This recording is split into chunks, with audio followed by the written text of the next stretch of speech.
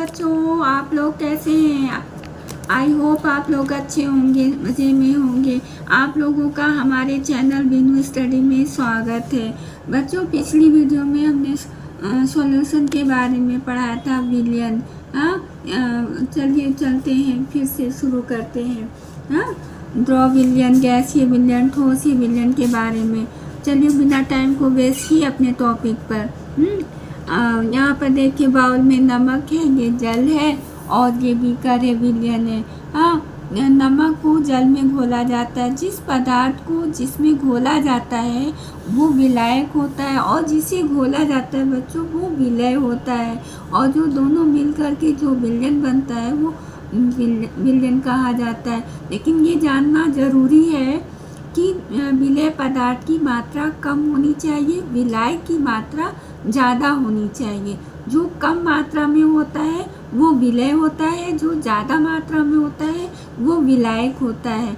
ठीक है बच्चों, ये देखिए लिखा है, दो या दो से अधिक पदार्थों के समांगी मिश्रण को विलयन कहते हैं। जब पूरा घुल जाता है, नमक के कण एकदम पानी में एकदम मिक्स हो जाते हैं, जो विलयन बनता है वो समांगी मिश्रण कहलाता है। और समांगी मिश्रण को समांगी विलयन भी कहा जाता है। जैसे चीनी एवं जल का विलयन, नमक एवं जल का विलयन, नींबू जल, सिरका, मिश्र धातु तथा वायु, कॉपर सल्फेट का विलयन आदि। नींबू जल है, उसको हम लेते हैं, थोड़ा सा भाग लेंगे तो भी उसका स्वाद वैसे ही रहेगा, और पूरा भाग लेंगे तो भी वैसे ही रहेगा। विलयन का मतलब होता है उसका संगठन जो है प्रत्येक भाग में एक समान हो। थोड़ा सा लेंगे तो भी, ज़्यादा लेंगे तो भी सबका स्वाद एक जैसा आना चाहिए। है, तो इस तरह से विलयन का संगठन समान होता है प्रत्येक भाग में।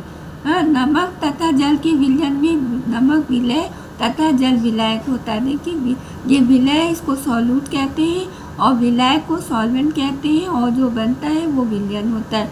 ये विलयन बच्चों द्रव भी हो सकता है, ठोस भी हो सकता है, गैस भी हो सकता है। पहला है द्रव विलयन। इस विलयन में विलायक द्रव होता है तथा विलयन की भौतिक अवस्था द्रव होती है। मतलब इसका जो विलायक है इसकी भौतिक अवस्था द्रव होती है, तो वो द्रव विलयन कहलाता है। इसमें विलय ठोस, द्रव या गैस हो सकता है। द्रव में गैस घुलकर द्रव विलयन बनाती है, जैसे सोडा वाटर। द्रव में अगर गैस घुल जाती है तो विलयन जो बनता है वो द्रव विलयन होता है, तो जैसे सोडा वाटर। दूसरा आता है गैसीय विलयन। आपस में रासायनिक रूप से अभिक्रिया न करने वाली सभी गैसें मिलकर गैसीय विलयन बनाती हैं। वायु में भी कई प्रकार की गैसें होती हैं, वो आपस में मिलकर समांगी मिश्रण बनाती हैं, वो गैसीय विलयन की भौतिक अवस्था गैसीय होती, तो इसलिए गैसीय विलयन कहा जाता है। जैसे देखिए लिखा है, वायु में ऑक्सीजन, कार्बन डाइऑक्साइड, नाइट्रोजन तथा जलवाष्प आदि का जो गैसीय विलयन होता है। नाइट्रोजन को वायु का विलायक कहा जाता है, क्योंकि नाइट्रोजन की मात्रा ज़्यादा होती है। अन्य गैसें जैसे ऑक्सीजन व कार्बन डाइऑक्साइड व जलवाष्प व इनकी मात्रा कम होती है। अब आते हैं बच्चों ठोस विलयन में। जब दो या दो से अधिक ठोस मिलाकर समांगी विलयन बनाते हैं तो उसे मिश्र धातु कहते हैं। तब उसे विलयन ना कह के मिश्र धातु कहते हैं, क्योंकि दोनों ही ठोस होते हैं और मिल करके समांगी मिश्रण बनाते हैं, लेकिन उसे मिश्र धातु कहा जाता है।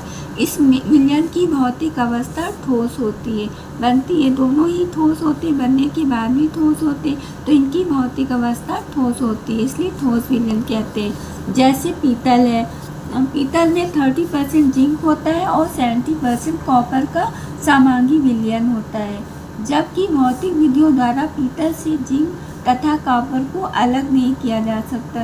दोनों आपस में इस तरह से घुल मिल जाते हैं कि मतलब इन्हें अलग नहीं कर सकते हैं, एक विलयन बन जाता है। विलयन की विशेषताएं पर आते हैं।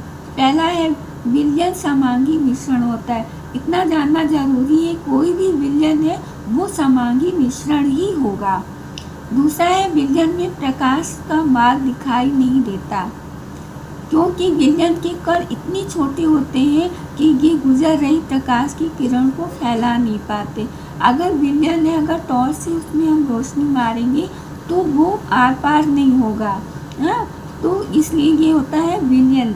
विलयन में प्रकाश की किरण नहीं फैल पाती। तीसरा है, विलयन को छानकर विलय तथा विलायक को अलग नहीं किया जा सकता।